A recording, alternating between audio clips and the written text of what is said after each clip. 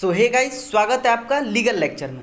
आज हम पढ़ेंगे the union and its territory.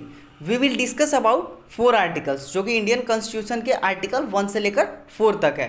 तो चलिए स्टार्ट करते हैं। आर्टिकल फर्स्ट कहता है कि India union of the state है।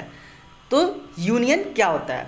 यूनियन का मतलब कि जो ऑलरेडी इंडिया का पार्ट हो, जिससे कोई भी एग्रीमेंट इंडिया का साइन नहीं हो। ठीक है, इट मीन्स कि कोई भी स्टेट के पास इतना पावर नहीं है कि वो इंडिया से सेपरेट हो सके। ठीक है, चाहे वो स्टेट कितना भी फाइनेंशियली स्ट्रांग हो जाए। ठीक है, अब हम चलते हैं टेरिटरी की तरफ। टेरिटरी का मतलब होता है एरिया।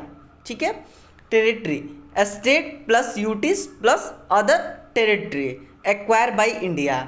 मतलब कि अगर इंडिया किसी कंट्री से वार करके अगर उसका एरिया को अगर जीतता है, इट मीन्स कि एक्वायर करता है, तो वो भी इंडिया का पार्ट हो जाएगा। ठीक है, ये था हमारा आर्टिकल फर्स्ट। आर्टिकल टू कहता है कि इंडिया चाहे तो किसी भी न्यू स्टेट को एडमिनिस्ट्रेट कर सकती है या फिर एस्टेब्लिश कर सकती है। फॉर एग्जाम्पल, जैसे नेपाल अगर चाहे इंडिया का पार्ट बनना, तो इंडिया नेपाल को एक अलग स्टेट बना देगी। ठीक है, तो ये था हमारा आर्टिकल 2।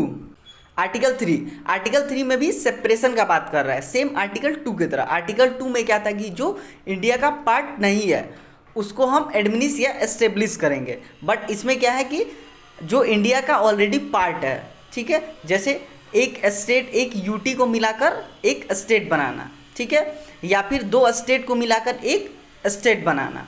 ठीक है, या एक स्टेट को ही 2 स्टेट में कन्वर्ट करना।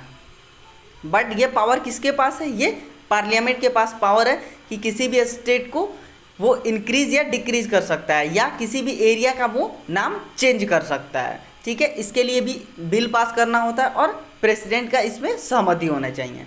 ठीक है, तो ये था आर्टिकल 3। आर्टिकल 4 में कहता है कि अगर अमेंडमेंट की जरूरत पड़े तो अंडर आर्टिकल 368 के अकॉर्डिंग होगा। But article 2 and 3 not to be considered. It means कि पार्लियामेंट अगर चेंजेस करता है इन सब में, तो कॉन्स्टिट्यूशन में ये सारी चीज़ें ऐड ऑन नहीं होगा। ठीक है, तो ये था हमारा आर्टिकल 4। होप कि मैंने आपको चारों आर्टिकल बहुत ही बेहतरीन तरीके से समझाया है। अगर फिर भी आपको कोई डाउट रहता है या कोई क्वेश्चन रहता है तो आप कमेंट में ज़रूर बताएं। मिलते हैं नेक्स्ट वीडियो में। धन्यवाद।